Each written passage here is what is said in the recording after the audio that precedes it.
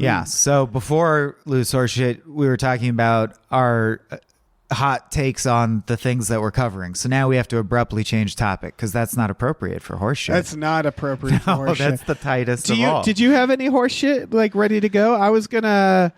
I could have sworn I had some horseshit. Plugs. I have stuff to plug. No, not really. I mean, in life, gosh, what am I doing? I mean, I'm setting up I already set up like most of my man cave, so I'm coming at you from my nice. I finally have a desk. New computer too, right? New computer, but more importantly to me, a room with a desk with a microphone stand that is set up that doesn't have to be broken down and reset up every single time. Right. So you were working like a war journalist for a while. For 5 years, people should know this. Unlike all my friends who have a very simple little task, a desk with a microphone sitting on the desk. I have been working out of the corner of the living room, setting my whole setup up and then breaking it down every time we podcast. And I just got used to it. And it's such a luxury to not do it. It feels Isn't it nice incredible. To just have a microphone just there and ready? Listen to me. Yeah. I remember what I wanted to mention to you. I feel like there might come a time where our loose horse shit will be us discussing whatever episode Star Trek Picard you just watched, because I'm so curious about what you're going to think. So I watched all 3 seasons, and I'm pretty sure they're not going to make any more. Okay. It's never great. I'll say that. It's never great. That could be a good, like, hey, what's up? What'd you think of the last Picard? That would be on topic at least, or like people would probably. People who listen to this would be interested in that. We could pair it up with the new Futuramas. Did you watch any of the new Futuramas? Only the Impossible Stream, the very first one, and I'll tell you, I watched it, and this is just literally how busy I am. It's like my favorite show in the world, and I intend to watch it. I have on my calendar, watch new Futuramas, and I move it every day. Yep. Because someone asked last episode, you guys probably actually work a lot secretly. How much do you actually work? And the answer is yes, actually we work a ton. Yes. Because if your job is fun, a lot of people want that job, and the way to keep that job is to work even harder at having fun than other people are working at having fun. You're like Slurms. Yeah. We're like Slurms, Mackenzie. We are. We're professional Slurms Mackenzies. Yeah. So I haven't even had time to watch them. I just watched the first one once, and I thought, this is really disappointing, and I'm upset about how Billy West's Fry voice sounds older. And then I just let it sit, and I realized this is your problem. You need to sit. You need to rest. Okay, now watch it again. And I watched it again, and I was like, no, it's very good. The jokes are very good. It's good. So now I'm excited to watch the rest, but it took me like a false start first. What I'll say is it was better than what, like, reading the titles. There's an episode called Zap Gets Canceled. Stuff like that, like, where I was just God. oh, here we go.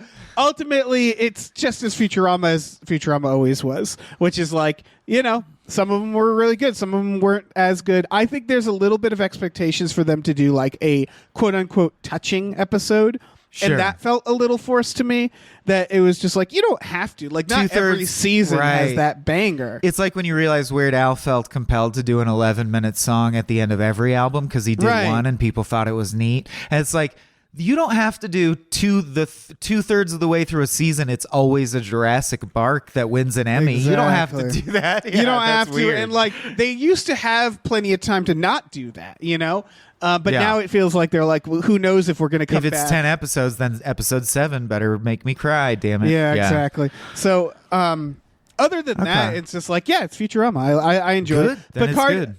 Yeah, Picard, not as much of that feeling, but I will say about Picard watching season 3, which I don't think people were like, this is like where it finally gets good. I don't think it was amazing, but it's very much it is better. Pounding you with nostalgia. But the part that made me feel shamed is like it worked, Sure.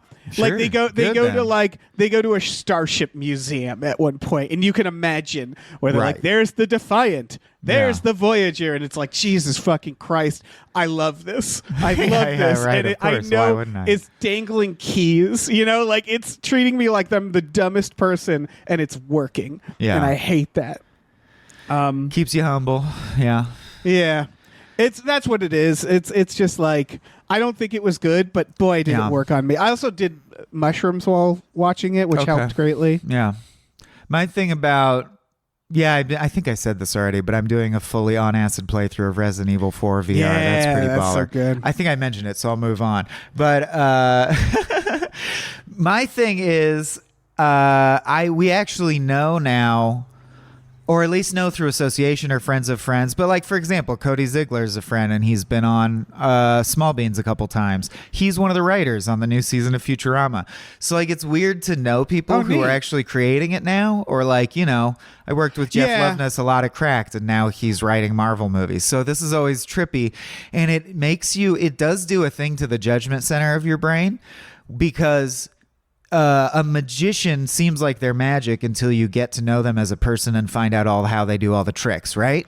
And so there's a fact that like I was raised to think that this group of people, in fact, I was raised to think Harvard matters, right? Like I was raised to think that people who go to Harvard are actually smarter. And in real life, that's not true. You'll meet geniuses who never had the chance to go to Harvard. You meet Harvard people who are fucking dipshits. But I was raised to believe that there's this secret cadre of like David X. Cohen and Conan O'Brien and all these people hanging out and going to Harvard and getting physics degrees so that they could write the most intelligent comedy to ever grace humanity. And for a while, Futurama really did feel like that, right? Because they make jokes that you're like, wow, that joke required math. Why did you know? And I feel like I will say is like looking stuff up in the writer's room. Yeah, but they don't anymore. This is my point, is that now that it is a show that runs on its own fuel, and it runs on the idea that we love these characters, we like these characters, we want more of this show as itself, I do feel like they hire writers whose background is writing good jokes, and they're overlooking the fact that like, I don't know, I'm just going to say Cody Ziegler because I know him, but I don't know if he is like, I know he is a sci-fi nerd, but I don't know if his jam is like coming up with mathematical problems or trippy philosophical conundra, right? Yeah. His thing is he was an LA comedian and a comics guy who grew up writing comics and jokes and blah, blah, blah. And then he got hired to write jokes. Well, so I'm like, it's not as hard sci-fi as it used to be is my impression. I was about to say the same issue is with Star Trek Picard, which is that this season, just like the 3 seasons of Star Trek Picard, it's like real baseline. It's like, what if there's an anomaly that's actually alive? And it's like, and the simplicity is a throwback, and you're like, but repeating yourself is not a throwback. I will say, new season of Futurama has a little bit of that, where like they whip out like the time machine again, and it's like they don't really like, they don't feel as confident about. This isn't about, and that's what I meant. So the one I watched, The Impossible Stream, the closest thing to that you could say is, well, they dealt with the idea of injecting more memory into your brain than you could experience in real time, like downloading skills like the Matrix. Right. That's the only real sci-fi concept that it touched on, and that's a pretty basic ass sci-fi concept. You know? It's hard because writing for Some More News, we get submissions, and it's always that it's like. At a certain point, I'm like, what do I even want from these people? I feel like it's impossible because sometimes you get a script and you're like, this feels too much like just trying to be an episode, if that makes sense. Where it's like, and they're like, what do you want from me? That's what I wanted to do. Is right. Yeah, exactly. And it's like, I kind of want it to add to it humor wise. Yeah, but also it does need to be like an episode. So like at a certain point, I'm sure it's nothing against the current writers. I would be doing the exact same thing if I were in that writing room. It's a copy of a copy where it's like you're doing the stuff that you grew up with, and you're you're in the wake of people that you're in awe of. You're probably less likely to be like, I think we should throw it all out the window and make Fry, a cat now. Right. Like you're scared to get laughed out of the room if you're.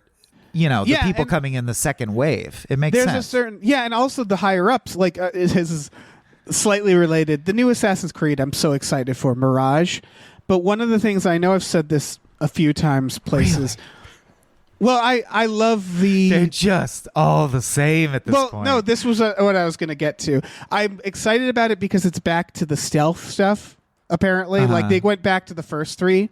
So and I've already played those also. I'm saying it's enough with the Assassin's Creed. I get it. You run around, you stab people with the thing in the hand. There's been 12. I get it. Totally understand that. I think that there's I get a new Call of Duty every year, and there's no way for me to justify I fell off. I just can't. It's like Madden, right? It's just the same fucking game. I'm amazed you can still do it. I load up a Call of Duty and I go, I just can't do this again. It's because I'm good at it and it's fun. But you know what I mean? There's certain games that you can just keep doing. Assassin's Creed is that for me, especially since they're going back to the old school version. However, somewhere in their offices, there's some executive who's like, no, it has to be in the Middle East or Egypt, or it's like, make it in 70s New York, make it in World War I don't know what rule they created that, like, it's a bad rule and they don't realize it. To them, they're like, nah, we got to do it this way. And it's like, do you though? Like, wouldn't you want to play an Assassin's Creed ancient if Greece is not? You're saying why are they stuck in the time period more? Yeah, right? in that like they're like it has to be period. The Renaissance or some shit. Yeah, yeah, and it's like make it the 70s. There's no reason not to. No, I always thought I joked about it, but I actually think it would be awesome. Assassin's Creed, where you have to go to Woodstock and track someone through the crowd, and not kill the wrong person, but kill a specific person. Like that's what's crazy is like I think that's a very repeatable game with the gameplay. It's what's making it feel samey is they keep picking the same general times. And I'm not claiming like Iraq is obviously a totally different, vibrant culture than Egypt, but I just played Assassin's Creed Oasis through for one-upsmanship, and now I'm even less interested in another desert-themed Assassin's Creed. Because it's all, they're like, this time it's better graphics, but you're still just jumping on the same buildings. And it's like, give me the Empire State Building. Have them jump into dumpsters instead of hay bales. Do something. You can do this. There's nothing. I feel like they want to use the same assets, too, where they're like, listen, this is easier to do. Yeah. If we just like update, I don't know. This is Star Trek: The Next Futurama. Let's start the theme. Okay. Welcome to Star Trek: The Next Futurama, an epic team-up between Gamefully Unemployed and Small Beans. For access to the entire series, find us on Patreon. And now your hosts, Mike and Dave. Is that okay? Is that all right? Oh yeah, approved. All correct.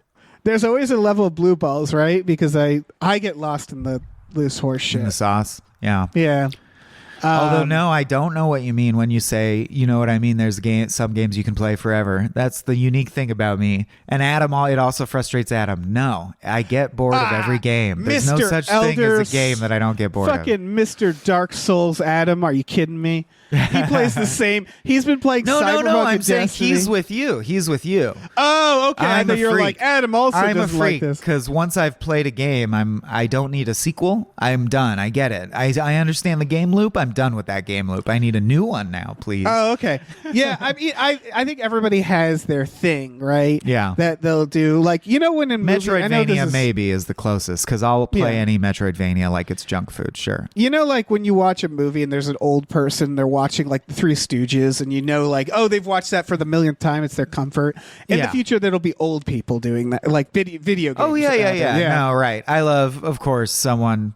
It's an old joke at this point, but the first time it was pointed out to me that, like, our generation will be in old folks' homes saying, like, smoke weed every day and shit. Yeah. They'll be like, we do. We all inject weed into our eyeballs now, Grandpa. Yeah. Your shit is totally old-fashioned. Yeah. Yeah, we'll be insufferable. Folks. Be, like, nostalgic about 90s gangster rap. Welcome to Star Trek Next Futurama. Oh, yeah, the show theme played. Shit. Yeah, the show where we match up Star Trek episodes with Futurama episodes. I'm one of the hosts, David Bell. You're Michael Swaim, the other host. This is on the Gamefully Unemployed networks. For the other half, you can go to the Small Beans network. Thank you so much for supporting us.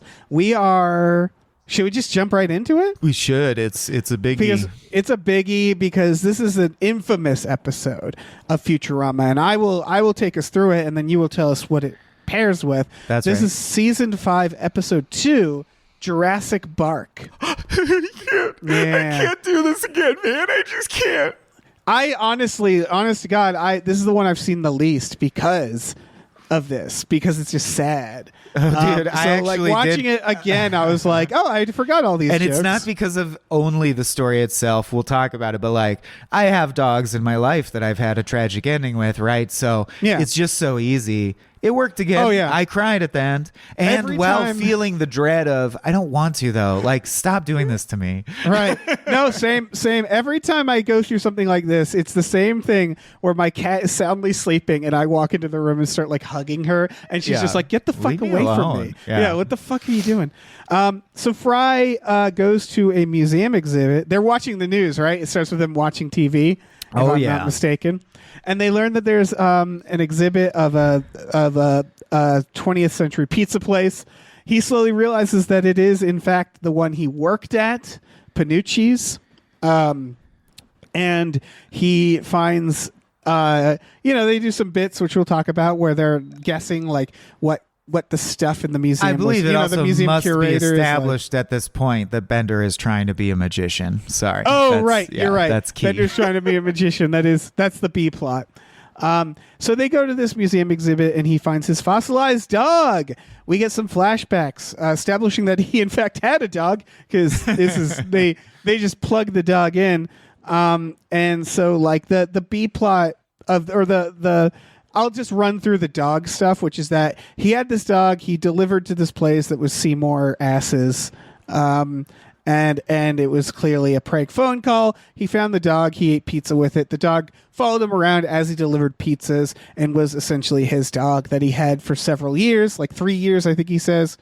And until Fry was cloned, frozen. And when Fry was frozen, the dog essentially kept trying to tell everybody that he knew where Fry was, and no one would listen to the dog. That's in most of the flashbacks, except for, of course, the ending, which we'll get to. Meanwhile, in the future, Fry demands that the museum gives up his dog. It's his dog, so he protests in front of the museum by doing the hustle. And they throw away the reason, but the museum essentially just goes, yeah, here's your dog. And so the professor says that he can use a DNA sample in essentially Jurassic Park, the dog, hence the name Jurassic Park. They're going to make a clone. Meanwhile, Bender gets really jealous because in his mind, like, how dare Fry have any other friends that isn't him? And of course, a dog, a lesser species. How could he?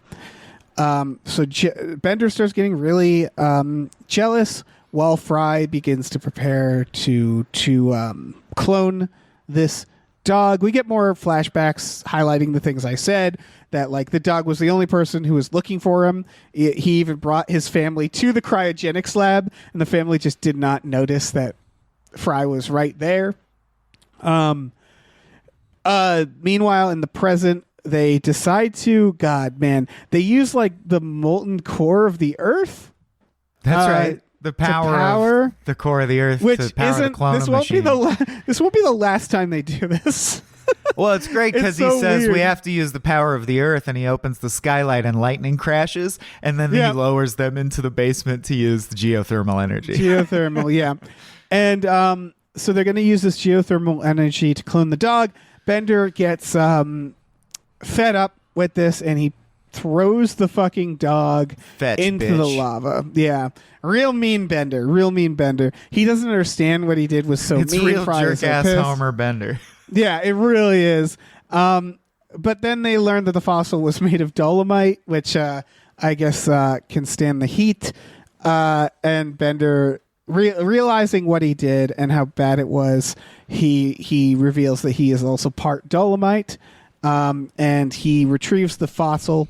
They begin the cloning process, and in that process, the professor realizes that Seymour the dog died at 15 years old, meaning that he lived 12 years after Fry was frozen. Fry realizes, like, you know what? The dog already lived. Lived and died, and I'm in the future. It had a whole, and so, like, I need to let it go. I mean, I would argue that the clone was never going to be the dog, but that's, that's neither here nor there. Like, he could still clone your dog. That clone was not literally that dog. It wouldn't. Yeah. Yeah. Although they said it would have his memories, so that does kind of change it. Yeah, that's fucked up. Because he can still sing "Walking on Sunshine." Impossibly, yes. All right, so it's a different version of cloning. Yeah. But ultimately, Fry is like, he moved on. He forgot about me. And then we end, of course, on the infamous flashback that shows that, contrary to what Fry thinks, Seymour actually spent the rest of his life waiting in front of Panucci's Pizza for Fry to return until he died of old age. Which I remember the first time I watched this. I watched it with a friend. We were both in a rotten mood, and we were like, let's watch Futurama. put us in a good mood, and Yeah. was like, well, that didn't do that at all, you motherfuckers. Yeah. And that's the ending, and it's an infamous ending. According to behind the scenes, the DVD commentary, apparently originally it was going to be one of his parents, not a dog. Wow. Yeah, and I'm it was like, gonna well- be like his mom waits in the yard every day waiting for him and then dies. Jesus, it's funny is that to me that's actually less sad. in there you're like, we should do dog. Dog is sadder. Yeah, Yeah, it exactly. is weirdly. Yeah. And Yeah. we all know, or I think I've figured that out. Your pets dying can feel sharply more painful than a person you know dying, Yeah. because it's so uncomplicated. It's like a person who only ever had positive interactions with you. Like Exactly, 'cause you they never never fought speak. with them. You never, yeah. When a person Well, dies, yeah. it's longer grieving process and it's way more complicated. Yeah, Of a process. I've definitely fought with my cat, but yes, you're right. Yeah. I just Yeah. do feel like that's generally the rule where we're like, how come my dad died and I just thought about it for years, but my cat died and I can't stop crying about that Right. shit? Yeah. I think it's because also like you never feel like you made like the one wish everybody has is like I wish I could just talk to my pet once. Like you never Right. feel like you fully communicated to your pet how much you loved it. You know, like it's never. Oh, that's not you're- why. I'd fuck To with me- its mind really hard one time. To me, it's just like I always feel like you never quite got to have the full relationship that you want. You know what I would do if I could talk to my dog only one time? I would say, hey, I can understand you. Actually, everyone can understand you. If they pretend they can't, they're just ignoring you. And then just pretty see what good. he does with that. Yeah. Yeah, I would literally just be like, okay, let me explain cars real quick. And now Just I don't like, have to have here's a leash why on you're you. a prisoner. Yeah, here's right. why you're a prisoner. This is why if you can get past this, you won't have to be a prisoner. I can let you out, but you understand now. The world is trying to kill you. Okay. Yeah. Speaking of the world trying to kill you, let's finish the podcast. Yeah. So what does this Yeah. match up with? I will match it up with a Star Trek The Next Generation that we previously agreed upon.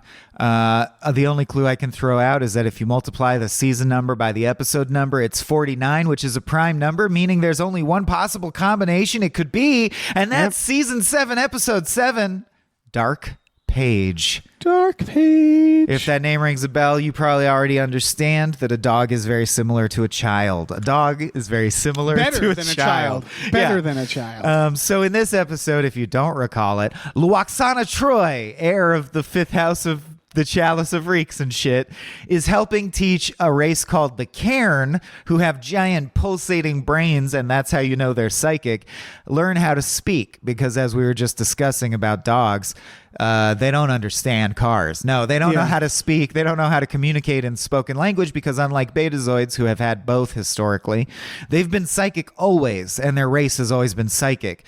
Interesting to me that they formed tongues or that their tongues haven't atrophied.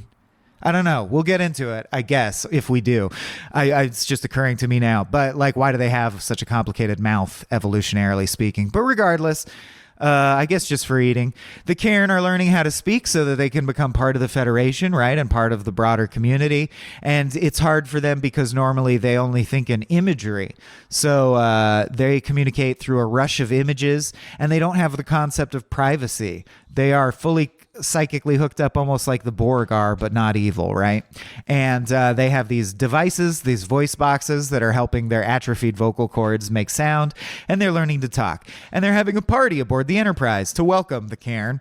And Luoxana is like their main teacher and has been coaching them and is going to continue to coach them. And now they're being immersed in our culture, right? And they're starting to learn to talk enough so that they're talking to people. And of course, if you know the Luoxana Diana dynamic, Deanna Troy, her daughter, comes in looking so fine, I have to add. Amazing in this episode. She's always smoking. Yeah, to attend the party, just to attend a function. And Luoxana, of course, very much like Amy's parents, wants her to marry one of the guys there. She's like, hey, I met this guy. I told him you would marry him. So Troy has sort of an uncomfortable interaction with Maquis, I think is his name. Yeah, that's he's right. the one who says, like, I'm told that I should Your mother marry told you. me that you need a husband. I am a husband. I Weird need little wife. creep smile. And it's like, what's funny is even if you even if you translated that into a complex sentence, it still doesn't feel appropriate to be the first thought you would send at someone. But anyway, he smiles, and we get the impression he's not a creep, that he just doesn't know how to communicate. And that when she's like, this is awkward, he takes the hints. So he's likable. I think he's pretty likable.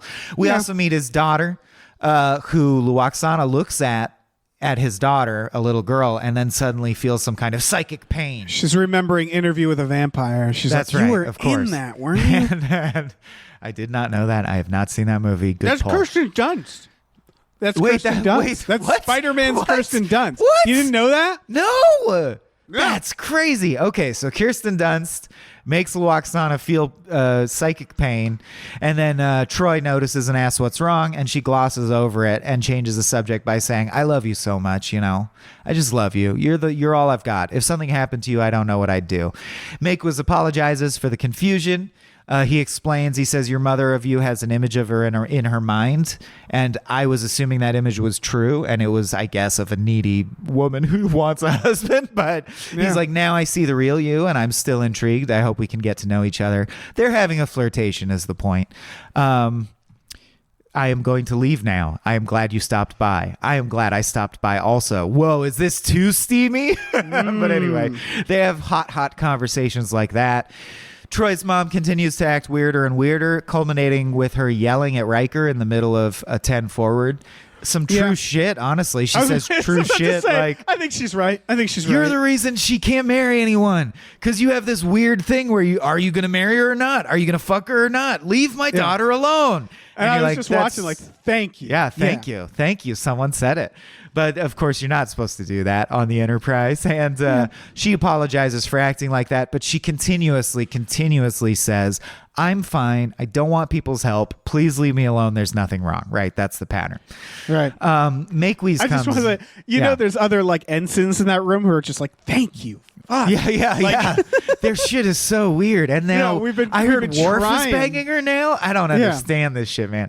Anyway, Makewiz comes and says, I'm trying to explain. Yeah, your mom, something's hurting her. And he's like, she has bad thoughts that she doesn't share. And we share all our thoughts. And she's like, that's just privacy. And then later it happens again, more. And he says, no, more than that. Right. And they start to come to understand with Makewiz's help that she has piece of thought inside her that is toxifying her, what they call metaconscious, which is some form of consciousness that only psychics have, that can get so toxic that you sort of get toxic shock syndrome and can die, right? So she's falling into a coma because there's this traumatic thought that she refuses to engage with. And he says it's not like privacy, it's like a suppressed memory. Like she has a locked up toxin in her brain that she refuses to confront. So to try to deal with it, Troy, using Makewiz as a bridge, a psychic bridge, Makewiz can incept people, basically. So if you both psychically link to him and he's like the bridge, then you are in a shared psychic space that's just like Inception. Surprise, it turns out it looks just like the Enterprise because we couldn't afford another set. Yes. Womp womp. So we now go into Luoxana's mind as Troy. We meet a version of Picard who goes like, I order you not to unsuppress this memory. And she's like, you're not Picard. And then there's a wolf, and she's like, you're not that wolf I know from the Enterprise. You're just a mind wolf. And the point is, the Luoxana does everything she can to keep her from interacting with the memory, but at the same time, there's a part of Luoxana that keeps going, help me.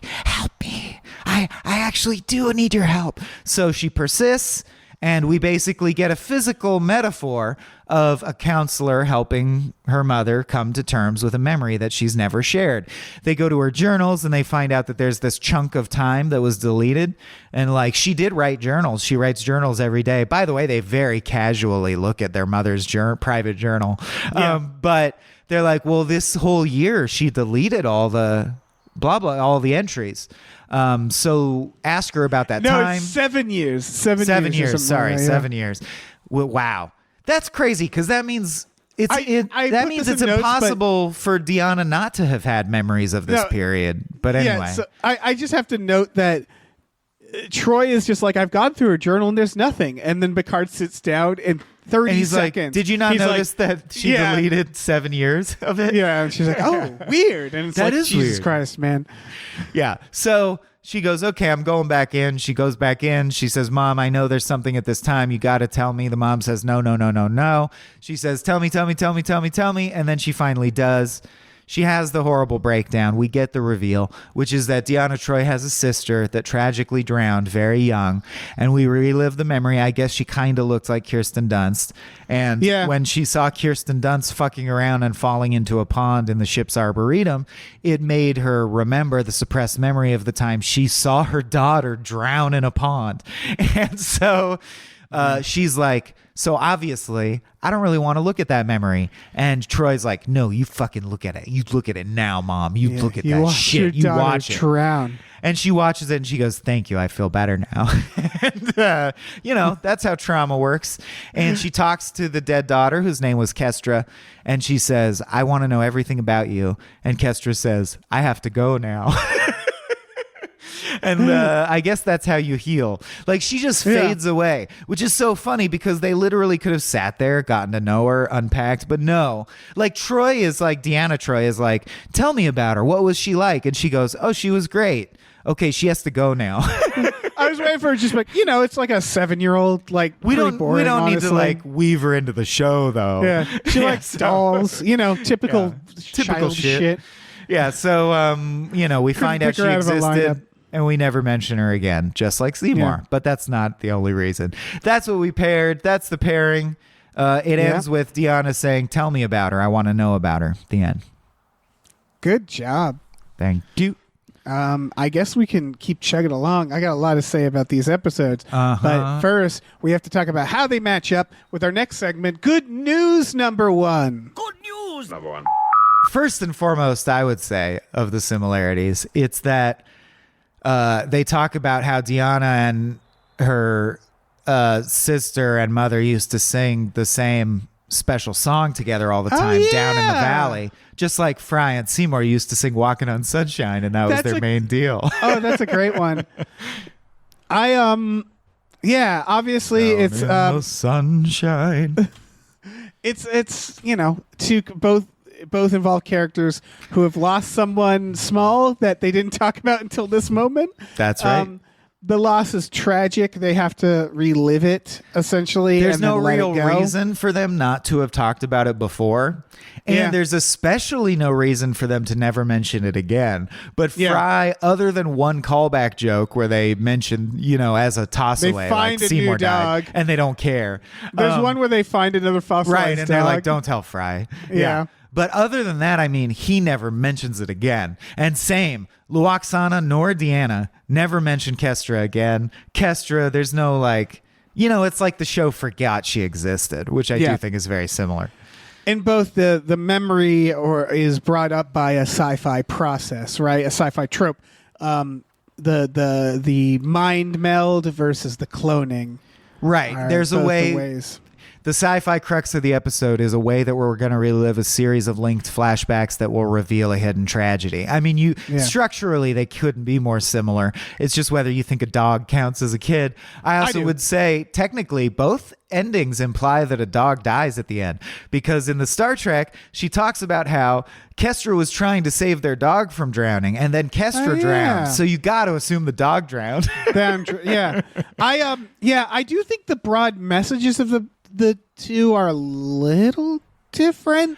But they are. We talked about that when we were playing, I was really looking for a Star Trek episode about the idea of maybe it's better to leave the genie in the bottle, essentially, which is what they land on in Futurama, whereas rather this is about healing trauma. Bring it out and deal with it. Yeah. Ultimately, I think they pair up pretty well. The alien who needs a wife, is he Bender? Who's the weird creep? Or who's the Bender? I was Troy, maybe. Yeah, I was fishing for who's the dick. It's maybe Picard, because I do feel like in this episode, Picard's scenes are like what's going on? Can we not get over this? Like, is this not resolved yet? That is kind of his vibe the whole time. Picard is checked out this episode. Yes, I love it. totally Again, checked out. To the point where he's like, let me look at the diary. Immediately spots someone, and he should be idiot. like, Troy, Yeah. I'm going to go take a dump. You figure You this deal out, with okay? this, yeah. For the sounds love like of some Christ, personal don't bother shit me to again. me. This Yeah, sounds do like better. a YP, not a PP. Yeah. And I also would say that both in the central thing is well, it's not a body of water, but the lava pool reminded me of the recurring pond. That's all. Yeah, There's my a only wolf. other thing is There's a wolf. There's a dog. Oh, I might be out. Yeah, my only other note I wrote is both are a real fucking bummer. They're real fucking bummer, and also, of course, endless loyalty is the tragedy. Like that, Luoxana will never forget Kestra, no matter how hard she tries, and Seymour cannot get over Fry and all the way to his death. Yeah, for sure. All right. Yeah, that's it. Well, that was quick. I think it was again. I think it's a good pair up. There's just not much like. I don't think there's any of those like fun coincidences. You know, like the B plot. There is no B plot in the TNG really. Right. I guess it's those stupid brain aliens. But I mean, they're trying to learn to talk. Is that a magic trick? No, not really. no, Yeah, I it doesn't fucking really hate match. those brain aliens. The I think Cairns? they're disgusting. Yeah, they disgust me. I love the idea that the costume designer, or the prosthetics and the MUA was like, well, they're psychic. You know what? I got an idea. And you're like, please don't let it be. Please don't. Oh, giant brain. Okay. Fix All your right. brain. Your disgusting brain. All right. Let's talk about it more in Bite My Shiny Prime Directive. Bite my shiny Prime Directive.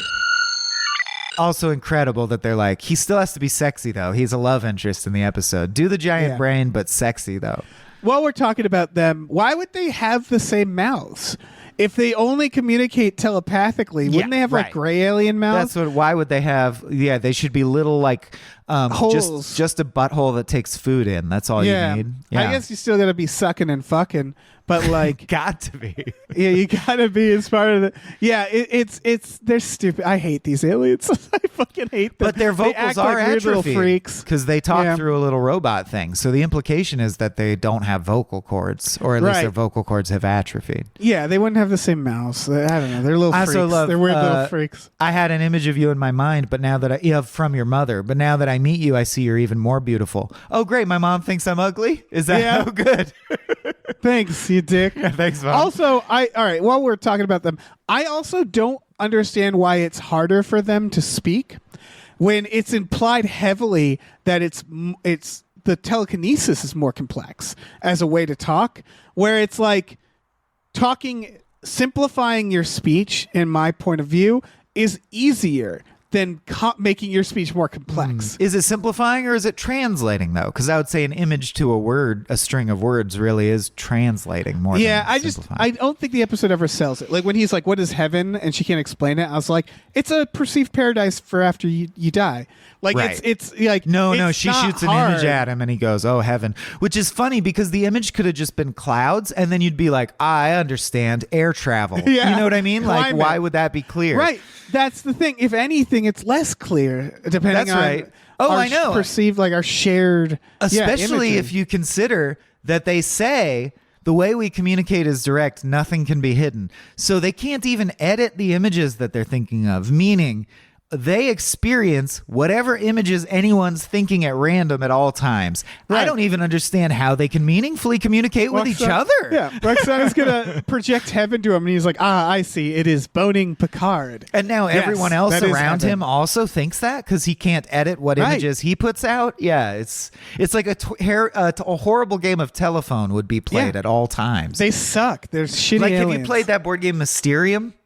Yeah. That is this whole species. It's a species that's just playing Mysterium all the time, trying to run a society. Yeah. Fucking terrible. They and suck. then I assume we never hear from them again because they failed out of the Federation and starved to death. Yeah. Oh, yeah. They starved to death, 100%. They couldn't communicate how to get food, these idiots. Yeah. Fucking idiots. Go ahead. You No, go. you go. Oh, well, I was going to say compared to the Betazoid then, psychicness, I tried to explain before bad thoughts, they hurt her. So the whole thing that's added to Betazoid psychicness, and the idea is that Betazoids speak with their mouths, but they also can think in words and hear each other's words, but they control it. So, like Jean Grey telepathy, Right. like the kind that you're used to from X-Men. So given that, do bad feelings make them sick? Or do Betazoids need to constantly not think bad thoughts? Are they like the cheery Twilight Zone people in that Corn Kid episode? So can I reveal a detail of Star Trek Picard? Because I thought this was a cool idea. If it informs us, of course. Yeah, so Riker and that Riker and Troy got married in the end of Star Trek Nemesis, or the beginning of Star Trek Nemesis. So they're married. They do a thing where they're suffering a loss, and the idea is like Troy can't stand feeling what Riker's feeling. Oh, and they which have to separate. I really liked that idea, which is like it is cool. It's unfair, and Riker said, it is unfair that it's like I shouldn't have to censor how I feel. But Right. it's like that's a cool dynamic. But what are you going to do? We're attached in a different way than the episode attached. Yeah. So I think it's interesting. I'm just saying that's kind of fucked up. A whole race that has to not think bad thoughts or it will make them sick. Like, no wonder she's such a ray of light positivity.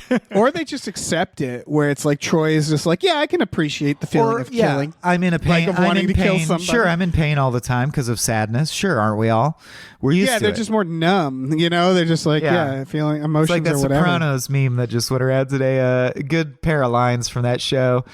Hey, Paulie, you ever worry or get the feeling that like nothing good was ever going to happen to you for the rest of your life? Yeah, nothing did. What's your point? So good. Yeah, that is so good. It made me think a lot about Betazoids, especially because we meet Lon Suter later in Voyager, who says, I'm a Betazoid. Most Betazoids can sense other people's emotions. I can't even sense my own, because he's a sociopath. Right. I just find Betazoid telepathy actually fascinating, because you add a few wrinkles in it, it becomes really complex. Okay, so some of them aren't telepathic at all. And to that society, those people are like sociopaths because they have no feeling. That's fascinating to me. And like, so when Maquis says, I lack the words to describe what Lwaxana's going through, and then he just sends Troy an image, and then Troy feels the psychic pain. What was the image he sent her? Because it can't be a daughter drowning, because then she would know the reveal. How did he send her an image of pure pain? What is an image of sadness or trauma? It's got to be there isn't a physical, like an image like we're picturing, right? Like in our mind's eye, I think it's just a feeling. Where it's like, what's heaven? She sends like a feeling of bliss, and that's why to me it feels like a less good form of a communication. No, it sounds like a nightmare. You just feel feelings and try to guess what people mean. It's like the internet. It's like the internet. It's exactly like the internet. Yeah, I don't know, man. These aliens are bullshit. They're bullshit. I know, and it's kind of like I wondered why they were even in the episode. I get that they trigger the thing because she sees their kid, but they almost didn't need to be part of the episode. My theory is they're a red herring, because there's so many psychic alien episodes where they turn out to be weird little freaks, like, and he to be causing it. There's a part where Picard is like, "Is he doing this? Is he evil?" Yeah, that's yeah. So maybe the writers were like, well, if there is no bad guy in this one, we got to give them someone they think is a bad guy, at least. Right. Yeah. Exactly. But my criticism of this episode is it feels like it's spinning its wheels a little bit. I was like, this needs a B plot. Like, again, there's a scene where she's like, I'm going to go look at her diary. She sits and looks at her diary and is like, nothing there. And then Picard's like, let me look at her diary. And then they notice the thing. And it's like, just do it once. Like, it felt like they didn't have a B plot, and so they just had to keep standing there and being like, yep, this is what's happening. Oh, dude. And we don't know what's happening. When they go under the gold blankets like the cell and they go into each other's minds, and he's the bridge, right? At the end of the episode, this is how little the Cairn matter. When they wake up, he's not there anymore, and they're just holding hands, smiling. So what happened with the Cairn? Did they learn to talk? Did they join the Federation? Where the fuck is that guy? Where did he go? What happened? Matter. Yeah, it doesn't matter. Doesn't matter. Also, this is maybe this is too much of a criticism. I think that kid died too fast. So Jesus Christ, Dave. Well, listen, you said it drowned. Her name was Hedril, sir. Yeah. It's heavily implied that the kid drowned, but we never see what happened to the kid. That's true. She could have banged her head on a rock. All I'm saying maybe is the that dog killed her trying to save itself. Maybe. But I guess what I wanted to say is in this future, it was just like, I can't believe that they can't bring back a drowning victim. Like, they've brought back people who are frozen and dead. And that's just a basic CPR situation. Exactly. You'd think, right. And she doesn't even, they just show them like crying and holding the body. And I was like, do something. So Right. that's why I have to assume like her head got caved in on a rock or something. Because like it just seemed like they give up on the kid way too fast in the flashback. Oh, I know. She drowns Yeah. like nothing. Yeah. Well, it's also, so this is my thing is Loaxana, I wonder if it's just a Betazoid thing that you give up. Maybe they're all flighty and don't give a shit about stuff. Because I'll just say, the Loaxana in this episode has a repeated pattern of just letting stuff go really easily that you should be like, no, let's settle in and think about this. Like we talked about how she goes, oh, now that I've seen Kestra again for 1 second, I'm ready to let go of her. And then also she's in her brain and she meets her dad, right? She runs into a version of her dead dad and he's clearly there to like slow her down and trick her, like keep her busy. And he goes, Deanna, it's been so long. We'll never have this chance again. And she says, goodbye, Daddy. I'm sorry we couldn't get to know each other. Why will they never have that chance again? Couldn't they easily do this later? This mind meld later. Isn't it why just not? a psychic way of sharing your memories of dad with your daughter? I don't understand why they can't replicate it. Yeah. So it seems like Betazoids are just like, I'm moving on. Like that's a very Betazoid thing. Is like I'm just moving on from that because that's also how Lon Suitor works. All Betazoids seem to work that way.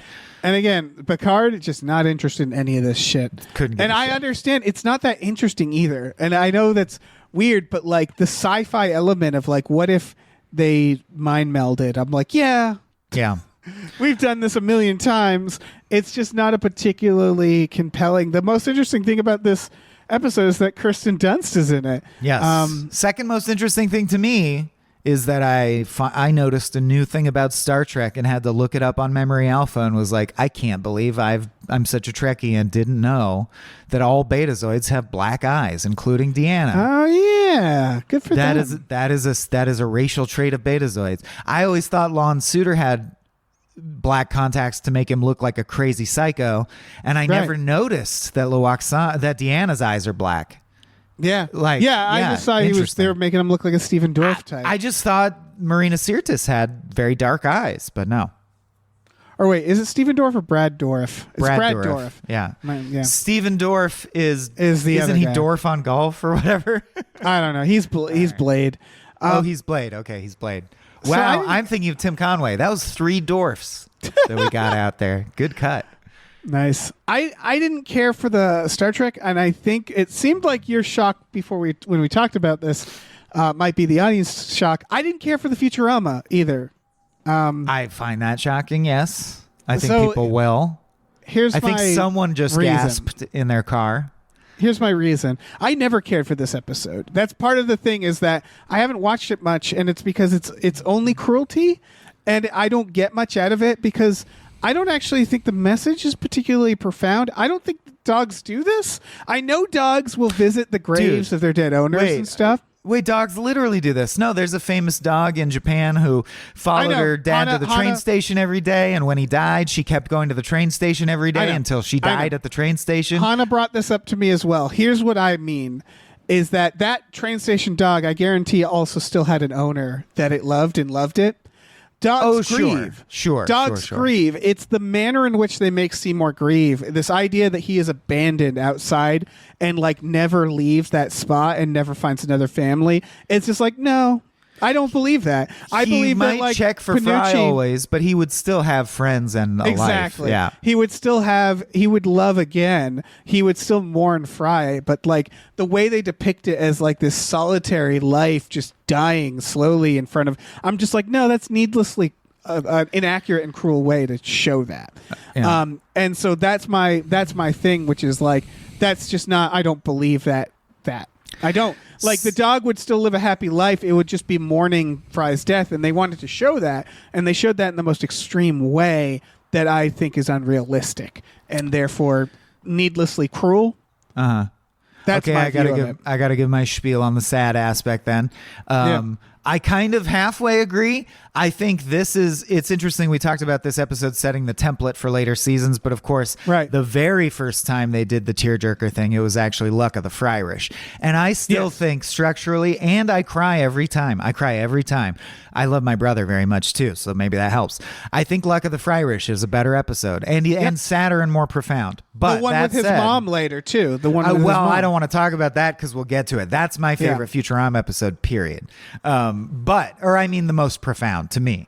But this one, which did work on me very hard the first time and continues to work on me because one of the key traumas in my life, I've had a very lucky life in this regard in terms of people dying around me, is my dog that I had to give up in the divorce. Like, I know he's still alive. I wonder if he still thinks of me. It really fucks me up to think about him. I have vivid memories of the last time when I handed him to my ex and what his eyes looked like as I left.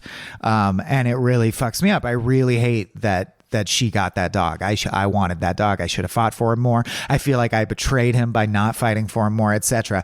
So of course, this episode makes me cry, right? Anyone who's had a dog die or taken away, it makes me cry too. But I agree with you that you're like, that's so easy. It really is like shooting fish in a barrel, right? And because the positive side, like Fry and Seymour's relationship and the true joy of having a pet, is not very profoundly handled. He just has fun times with him, right? That's why I mean is like, I think it's needlessly, like, of course it's going to make you cry because it's thought up the most unrealistically sad version. All of a sudden you're like, oh shit, the dog died? Oh my God. Yeah, it's surprising because it's so sudden. I also noticed for the first time this episode that he literally says, I won't be gone long, Seymour. You wait here until I get back. Oh, so the idea is that the dog did it because he was ordered to, which is even darker and more fucked up.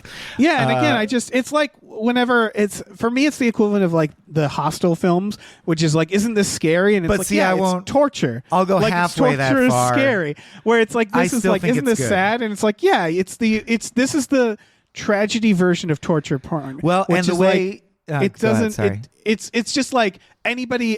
To me, it's like, there are better versions of this. This isn't profound. It's just the easiest way to make someone cry in a way that I don't even think is that realistic. All right. Well, I'm halfway to you, but I won't. Yeah. Or like, so if people are gauging how we feel about this time-honored episode, I'm halfway where Dave is. I still half think it's brilliant and half think, like, I do think for what you're trying to do, if you want to make someone cry, how brilliant is it?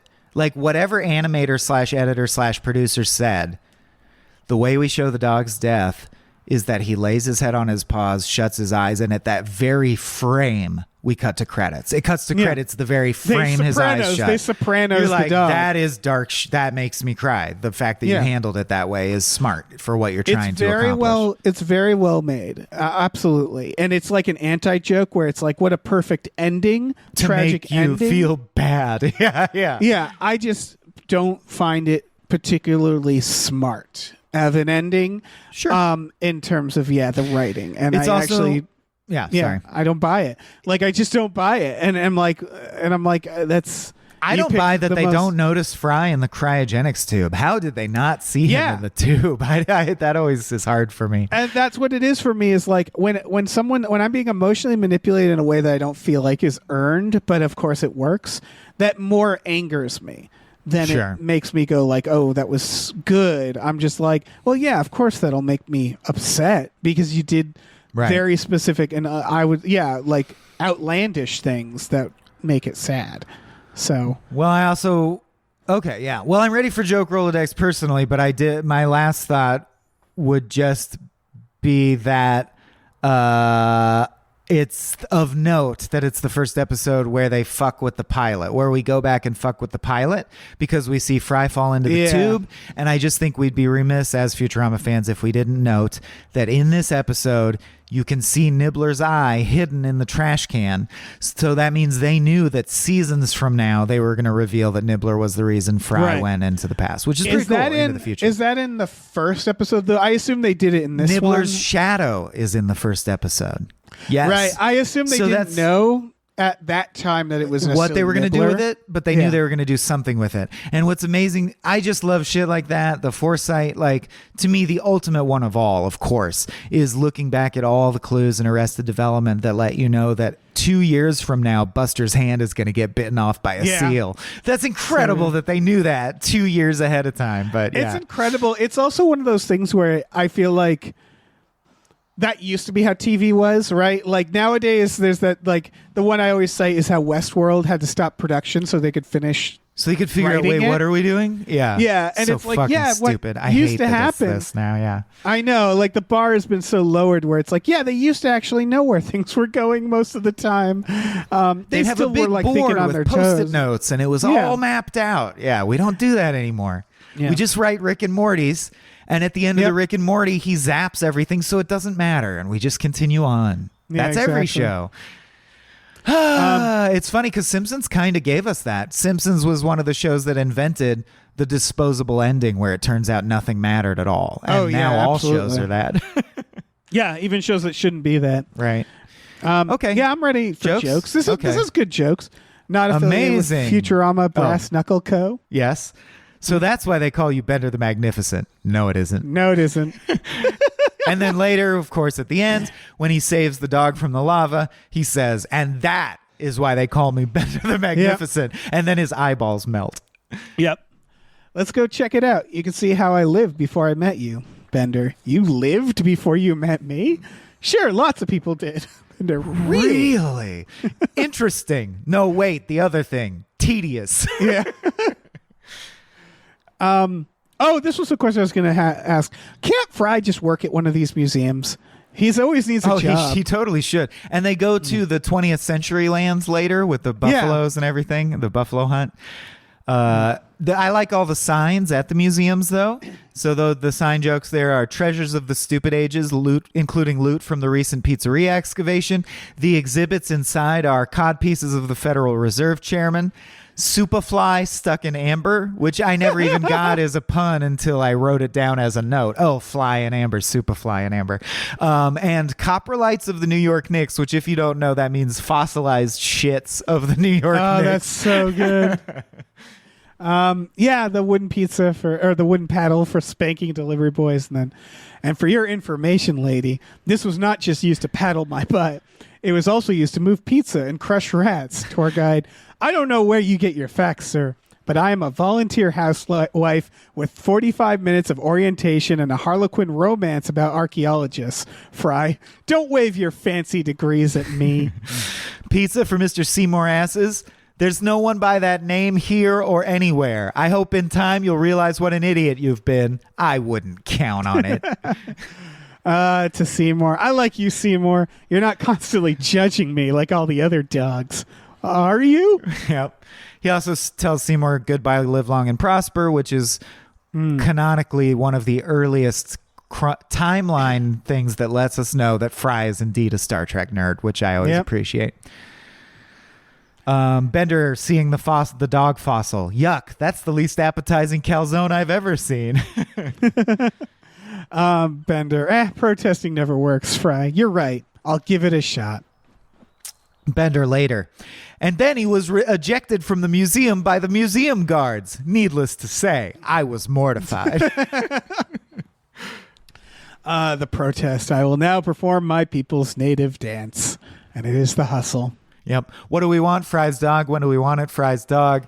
Is that his ex-girlfriend, by the way? She's there. Yeah, his ex is in the crowd. They just reused that animation. Huh? Also, this is like digging up Lassie and putting her on display in the Louvre. But Lassie is on display in the Louvre. Yeah. I know. I was purposely describing a similar situation.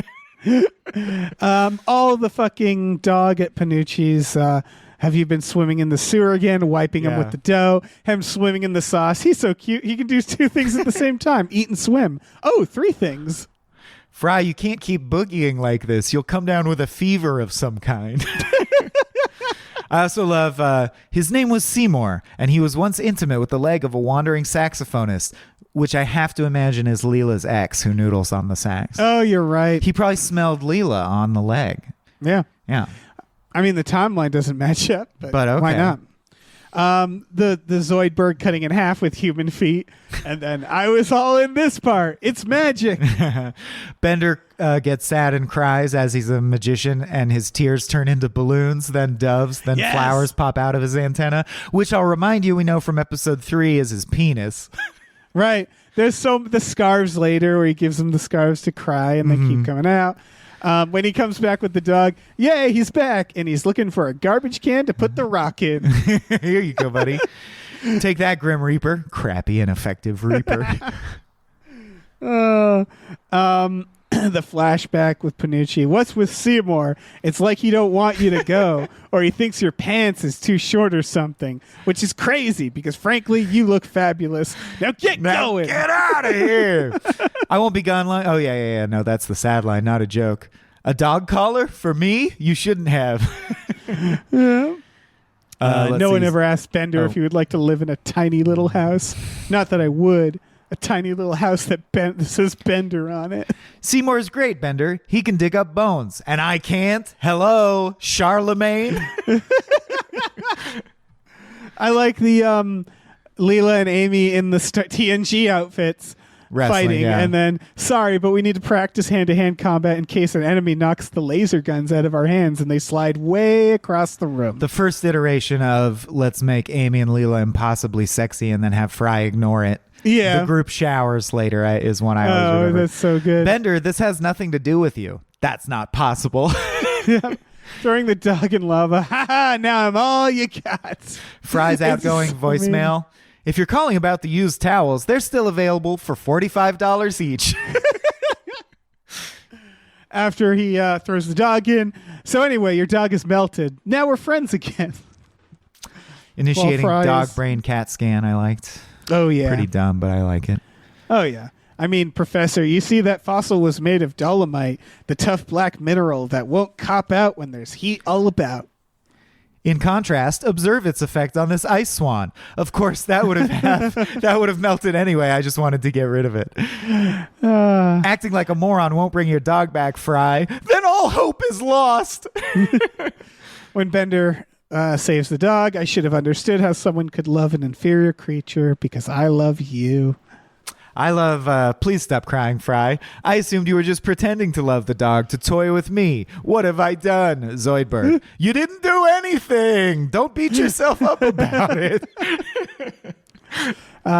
You can't solve all your problems by freezing them, boss. I think you're forgetting our motto, the sign that says you can solve all your problems by freezing them. And then it shows that he froze his naggy wife with the rolling pin in her hand. Yeah. I also like the line that starts that sequence. Ugh, I am one hungover cryogenicist. Oh, yeah. The ongoing bit of just people thinking they can jump in the lava, and they just keep and then by the time it's Leela, he just goes, Professor, lava, hot. I like the recurring bit that the dad is scared of Y2K. And when they come to find Fry at the cryo lab, he goes, sorry, we're late. We all got sick from eating bad bologna. Y2K. That's all I got. That it? Yeah. I'll never forget him, but he forgot me a long time ago. Yeah, that's that. Okay. That's that. Well, Mattress Man. Now it's time to compare the two. We're moving right along. This is Knock It Up a Notch. Bam! Energize. Warp 9. Knock it up a notch. Maximum warp. Damn! Make it so. Engage. No, don't engage. Energize. It's probably the Futurama. I was going to say, I thought I was about to go, well, we tipped it by saying we're not as big of fans of the Futurama, but I can't go all the way towards thinking it's worse than Dark Page. Because Dark Page also is positing that the way you heal from trauma is just to relive it. So, for example, there's this thing called EMDR. And there's this thing called IFS. There's various therapeutic methodologies where you do revisit traumatic events, but you do things. So, for example, in EMDR, you might revisit a traumatic event from a childhood, but you would project your current self into the event and be like, what would you do to save yourself if you could, or if you knew what you know now? Well, doesn't that make you recognize how far you've come and that you're not that little girl anymore? Blah, blah, blah, blah, blah. My point is, I actually find Dark Page pretty irresponsible because it's like, if you have a suppressed memory that your daughter died, just look at it. Look at it. Look at it till you get used to it. Look at it. Now you're over it. That's not how that works. I feel the same way, which is like, I don't care for either. But Dark Page, I think, is the worst message. Even though I find the Futurama one more manipulative, and I also just think the Futurama one has better jokes and therefore is more entertaining. Where Dark Page doesn't even have a B plot, and it's like what were the Karen there for? We don't fully know. It's such a mess. which is funny because I always remembered this Dark Page not like fairly fondly, but just watching it again, I was just like, yeah, this is actually kind of pretty shitty, boring. Yeah. That makes sense. Well, it's time to answer some questions then. 2 crappy episodes. This is Hailing Frequencies Open, Captain. I don't want to live on this planet anymore. Open hailing frequencies. Frequencies open, sir. I don't want to live on this planet anymore. I asked for sad questions only. Cool. Sad answers only. Tyler asks, what would you sacrifice to save a pet? At least a ball sack. Probably other things. Like a limb. I wouldn't sacrifice my ball sack because I still want to have children. So that would be sacrificing children, which feels like a huge sacrifice. But I would, if I already had kids, I would cut my balls off to save my dog's life. I would obviously sacrifice like thousands and thousands of dollars, which sometimes is honestly not reasonable, but I would. Yeah. The worst question is like, would you sacrifice the life of a stranger? It's like, no. I hate that question. I wouldn't. I'd be really sad and let my dog die. I really think I wouldn't.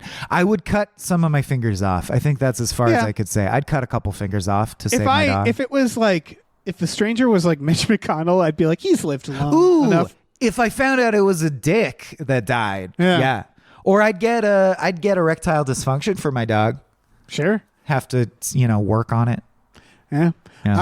You already answered this question. Michael Stevens asked, "What's your own personal Jurassic Park moment?" Jurassic Park. Oh yeah, the dog. Yeah, that dog story I told earlier. I mean, if we're talking about sad dog, I was there when my family dog was put down. I watched her die, and that was fucking weird. Like that's a memory that I've never forgotten. Yeah. Even though it was like she was old, and at the time it was like, yeah, what else are we gonna do? Like this was the best option in the moment. But I'll never forget that. Ryan asks, "When do you think you will die?" I have a prepared answer. I have a prepared answer as well. They want an exact date, but if I just say in the morning, then like it's a 1/3 chance that I'll be right? If you count morning, afternoon, and night. So I'm just gonna say probably in the morning if I'm lucky. 2052. Nice. I just have had a really, really, really strong premonition ever since I was a kid that I'll die when I'm 67. So that's what I think. Cool. It comes up a lot. I dream about it, stuff like that. Lancaster, the one to watch for AJ, asks, "Why don't our pets live forever?" Dave, they asked me specifically, but I feel like... yeah, why not? I have an answer. Because we masturbate. Oh, I didn't think about it that way. Yeah. Yeah, that makes total sense, though. Because usually when I'm coming, I think about how my dog's life is draining away. Yeah. I got 2 more. One's very serious. I'll start with that. Captain Jub asks, "I struggle with severe depression and ADHD. I feel like a failure often.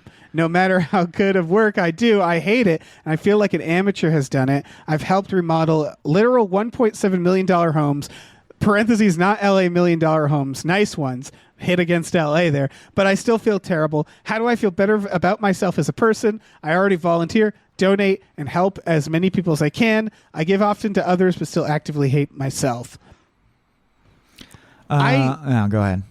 I feel like I'm less equipped to answer this. Well, I have serious self-loathing issues, so I really resonate there, but it's definitely not. This was the wrong venue to ask for useful information or advice about that. I guess what I would say is I could speak to that for 5 or 6 hours. I don't think I can say anything a bumper sticker length that's going to help you with that. That is really hard, man. I struggle with self-loathing, and it's the most painful times of my life are when I'm literally staring in the mirror telling myself, they hate you, you deserve to die, you're a piece of shit. I have advice. But I have advice, but we would have to talk longer for the advice. Is this good advice? This is the thing. I don't quite struggle with this issue, but any mental issue, does it help to realize that it is in fact a sickness? Like it is not there's not, like you're not a failure. Oh yeah, it it's does. your I'll tell you brain. what, it really helps to get down with the sickness if you're able. Oh yeah. Yeah. Ooh, Open up your hate and let it flow into me. Yeah. Right. No, like I assume like if you write it out like a sickness, if you realize like this is like any other sickness, you have to fight it and recognize it. I hope that helps a little, but like you said, it's a big question. No, like dude, I said, I asked for sad questions. So you're absolutely right, and I'll say the end result. So the reason I don't know if anyone on here listening happens to have heard a fairly recent Tales from the Pit, I talked about a program I went through that armed me with some tools that have really helped me out. And they really have. And what I meant by that is not that I don't have dark days. The difference is before, when I stared in the mirror and cried and told myself I was a piece of shit, I thought I was accurate and that I was observing the world accurately and that I had stumbled upon some great truth and that I really was a piece of shit. Now I'm actually conscious, even while it's happening, that it's an illness and that I'm just vomiting words out and that in 2 hours it'll go away. And the ability to just be aware of that while it's happening changes it completely, changes the texture and the feeling of it. So, but to get to that point, I do have specific tips on kinds of exercises you can do to get to that point. And so I would encourage you to reach out to me however you're able, allthesmallbeans@gmail if nowhere else, and I'll send some stuff along. Also, have you checked your thetan levels? Yeah, they might and they're be super high. thetans. They're good, dude. I'm full up. I just checked them. Okay, good. Well, I mean, Jub as well. Like maybe you should make True. LA $1 million homes. Come to LA, check those thetans. Fill her up. Fill her up with thetans. Just some cretins with thetans. Yeah. At Nerd Numbers asks, your theory that Hugh led to the Borg Queen was awesome. That was your theory, Mike. So Right. For both of you, what from your personality,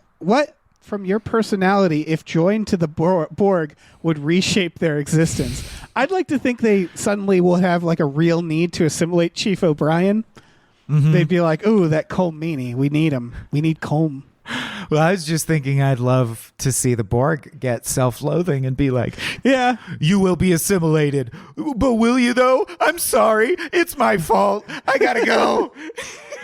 Depressed Borg is a funny concept. Your race will adapt to service our needs, which frankly is really selfish of us. And we know we're pieces of shit, but it's what we're doing anyway, all right? It's just what we do.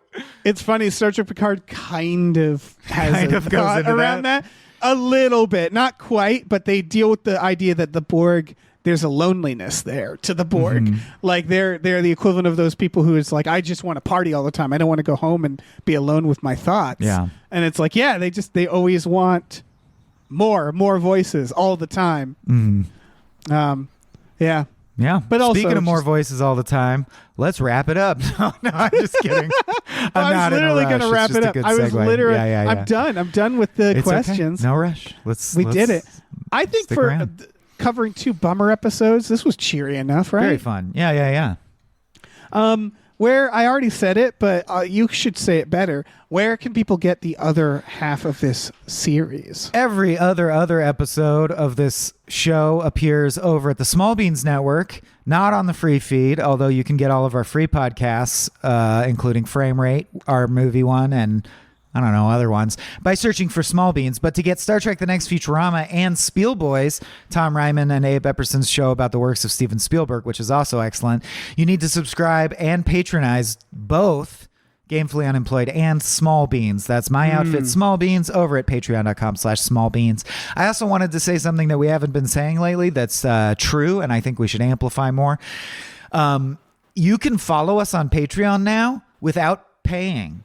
You can just follow us and you still get the updates to know what content we're releasing. So if you're someone who likes our content, but you've never gone to Patreon or fucked with Patreon because you don't have disposable income or you don't want to use your disposable income to support artists or comedians, that's fine. But like Twitter really sucks now. So if you wanted to not be on Twitter but still know where everything was happening, you could just go to Patreon and follow us. You don't have to pay.